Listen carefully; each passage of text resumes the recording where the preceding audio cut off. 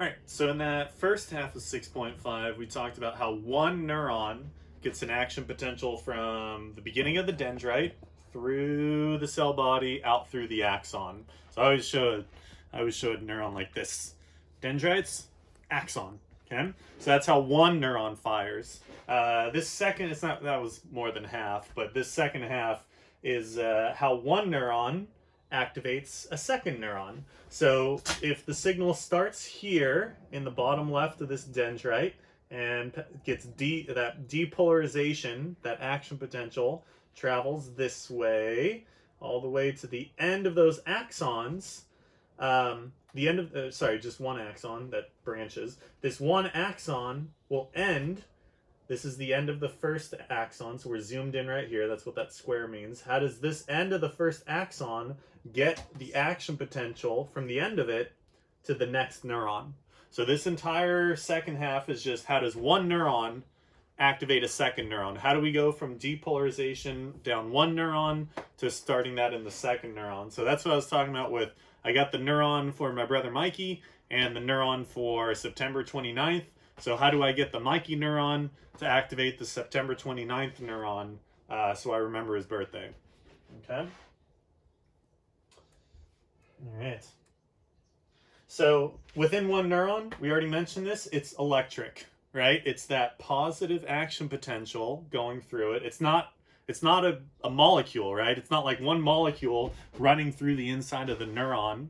It's a series of sodiums, all these sodium ions rushing in this big old cascade, carrying that positive potential down. It's not the same molecule moving, it's a charge moving due to a bunch of different ions rushing in. So that's the single neuron thing. That's all electric because it's a charge. But to get from one neuron to the next, there's a little open space here. And so we can't really use that same thing, right? There's not an inside.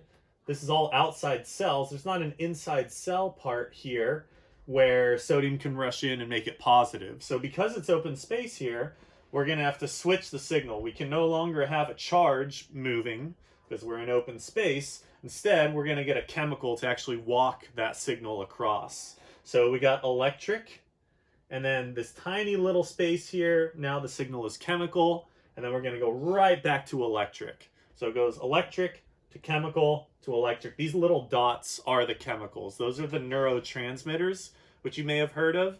So these are neuro, right? Neuron, transmitter to transmit the signal from one thing to the next. Okay, so we already mentioned transmission before. We talked about with HIV, spreading something from one to the next. We got the pre, right? Pre means before. The presynaptic neuron is the neuron before the synapse. So the order would go, signal goes into the dendrite, cell body, axon of the presynaptic. And then the synapse is actually open space. The synapse is not a physical structure. It's just the space between two neurons. They don't directly touch. They have a little space. And we'll talk about the process and why not just have them physically touch. It's because we want a little space there. We want a chemical signal because that electric signal has no what's called modulation. Action potentials are 100% or 0. There's no percentage. There's no way to change them. As soon as action potential starts here, it's going all the way down. There's no basis for learning or forgetting or any of that stuff. So we want a synapse, we want a gap between two neurons to purposely stop the electric signal and convert it to a chemical signal, because that chemical signal can be modulated, right? If I have these two neurons firing, if it's really important for them to fire together, I'm going to make a ton of chemical that can go across. So they always fire together. Whenever this signal gets here, it always jumps. So I will always remember my brother's birthday because the Mikey neuron and the September 29th neuron have fired together so often that this connection is super strong and they always fire together. I will always remember his birthday. Okay? But if I have something like, let's see, on Tuesday I had eggs. I only fire the Tuesday neuron and the egg neuron really briefly. I don't want those connected forever. I want that connection to be lost as soon as that day is done. You don't want to remember what you had for breakfast forever. That would be annoying. So that's a weak signal, and that gets lost eventually. So the nice thing about this, why not just connect them directly? You have space here. You can actually change these connections. You can change how strong they are. So I can have this second neuron fire 100% of the time, or 50% of the time, or 10% of the time. You can change how strong this connection is. Whereas if they were directly connected, and it was just an action potential the entire time, you can't change that. It's all or nothing. All right, so that's why we have a gap. Sorry, that was long. And then the neuron after the synapse, probably could have guessed this, is called post-synaptic, pre and post, before and after. And then the neurotransmitter is the actual chemical. That was the dots on that actually goes across the synapse to activate the second neuron. Okay, and we already mentioned one neurotransmitter, that was GABA, way back when we talked about proteins. So if you're thinking about GABA, which is basically an amino acid, that's a neurotransmitter. Some other neurotransmitters are dopamine and serotonin. Some of those you've probably heard of. Most drugs work by mimicking a neurotransmitter and getting these neurons to fire more or less often, depending on the drug. Okay, so I already mentioned electrical to chemical to electrical, and you should watch that YouTube video. So this is all the steps. So we got step 1 here. The action potential goes down the presynaptic neuron or cell. Neurons are cells.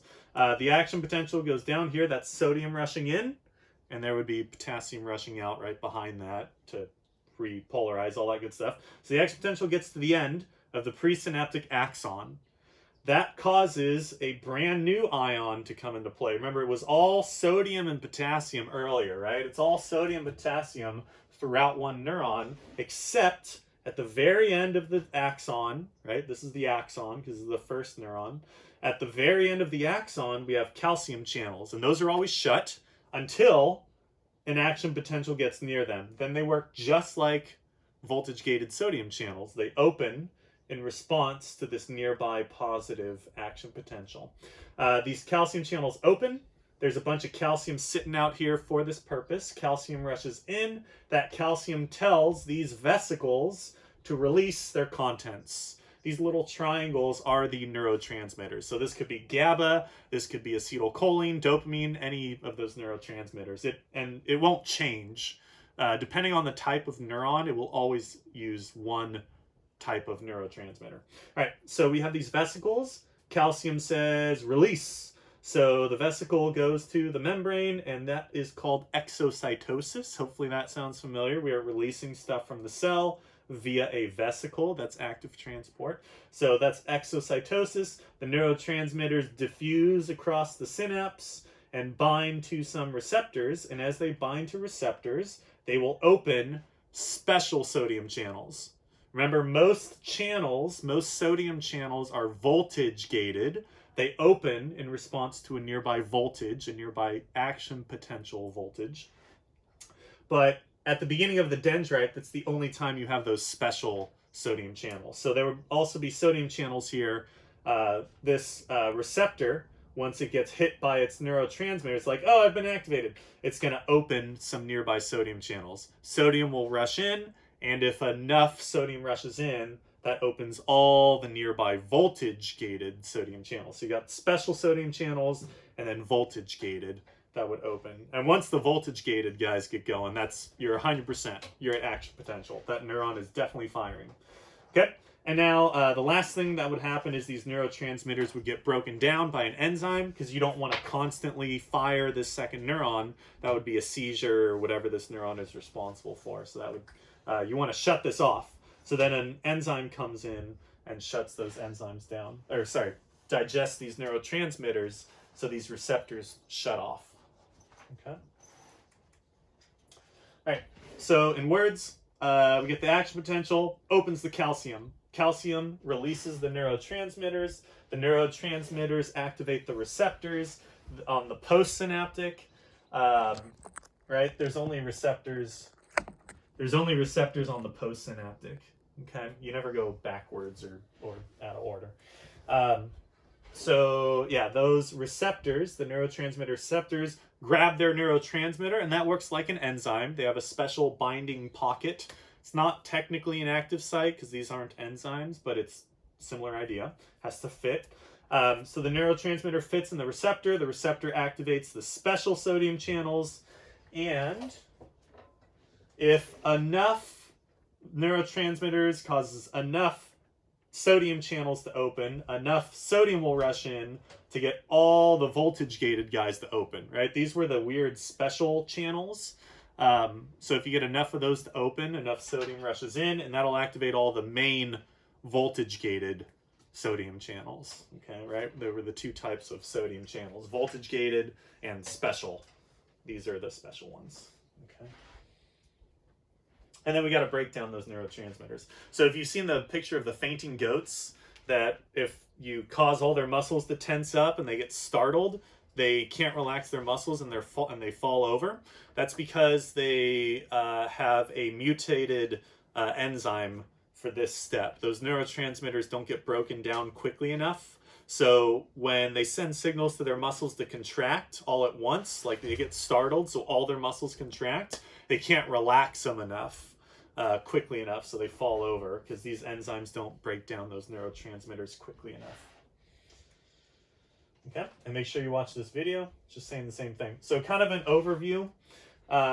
We have passive and active transport involved. Anytime I said channel, that was that's passive, so that should hopefully make sense, right? Channels are membrane proteins. They're integral. They run through the entirety of the membrane. You should already know a lot about channels.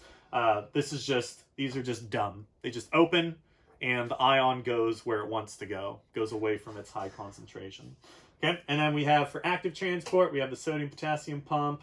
We have exocytosis of the neurotransmitter. That's the vesicle releasing the neurotransmitters in response to calcium. And then neurotransmitters need to be pumped back into the presynaptic. So also notice that neurotransmitters, that's NT, that's these triangles, neurotransmitters never enter the postsynaptic. They bind to receptors on the outside, and that activates sodium channels, and then they get put back into the first cell. Okay. And then, so I mentioned this earlier, but you can look at this link and see exactly what actually, let's look at that link. This is going to be a short video. Oops, I'm showing your desktop, Layla.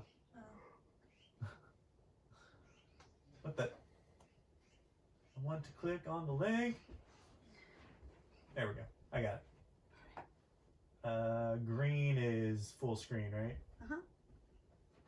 All right, cool. So most drugs work by, most psychoactive drugs work by mimicking a neurotransmitter. So let's look at one that you heard of. So we have alcohol. Alcohol is a sedative, which means it's going to knock down some neurotransmitter activity. So alcohol opens potassium channels, so it opens potassium channels. When you open potassium, potassium rushes out. When potassium rushes out, that makes the cell more negative. A cell that is negative is not firing. So that's why it's a sedative, because alcohol stops these neurons from being able to fire nearly as much. With potassium channels open, potassium rushes out. So even if the neuron's trying to fire, if sodium's rushing in, you're so negative because a ton of potassium just left that you're not...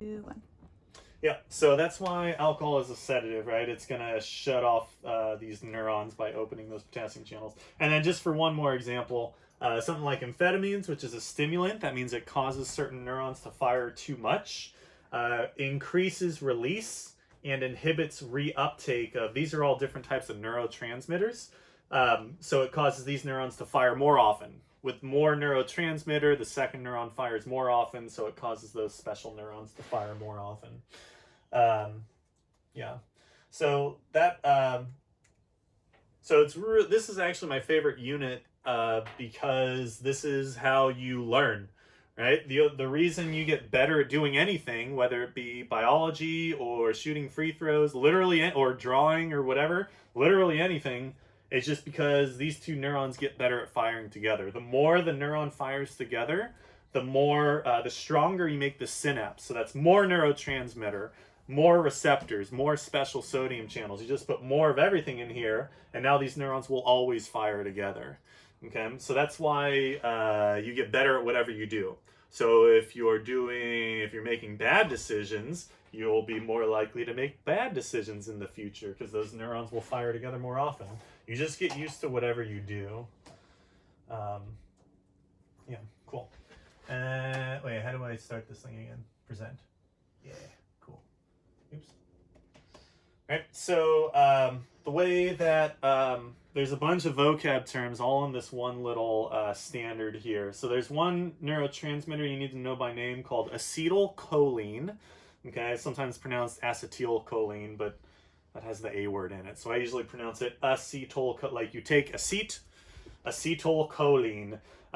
You have it in your brain, and it's also the neurotransmitter for your muscles. So when you want to tell a muscle to move, that's acetylcholine that gets released to the muscle saying move.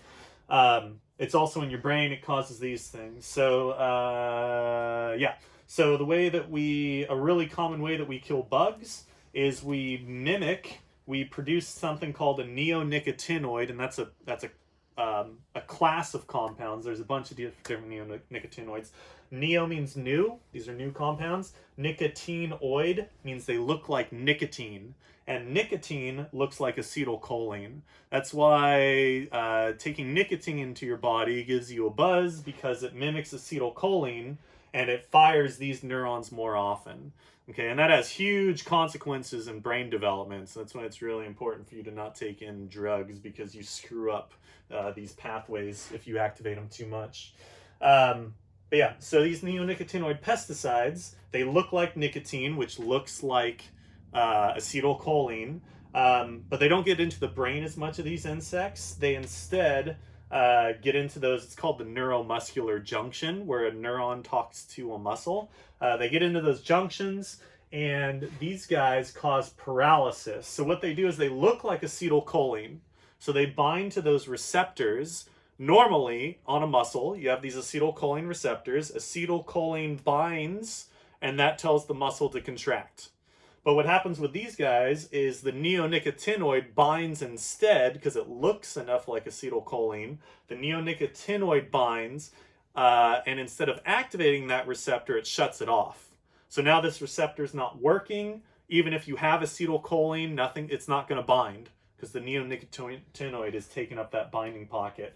So now that you can't fire the muscle, you die of paralysis. Okay, the insects can't move. These don't hurt anything else, because your acetylcholine receptors and everybody else's acetylcholine receptors don't have the right binding pocket for this. So these pesticides don't hurt anything else other than bugs, because we all have slightly different receptors. Okay, and then just that you should hopefully be going through these questions. So cells that move or secrete something. So you have cause and those are called effector cells, right? Because they're causing an effect. Depolarization, right? This was the tricky one, because D usually means to turn it off, but in this case it means turn it on. So that's causing the action potential. That's the sodium channel's open. Sodium rushes in. That's the black line here. Sodium rushes in. I came in like a sodium. And then the pump is going to switch all that. So hopefully you remember the 2K in thing for the pump. You do need to know the direction of the ions. K in, sodium out. So that's the active transport to get the sodium back out, so that sodium can rush in again. Okay, it just goes in the opposite order. Okay, voltage gated means gated by a voltage. So you open in response to a nearby voltage. All of our voltage gated ones were action potential gated. So they open in response to a nearby action potential. And the jumping, if you remember as they jump in Spanish, it's saltar. So that's saltatory conduction. And then to get exocytosis, that's that third ion, that's calcium. And that's it.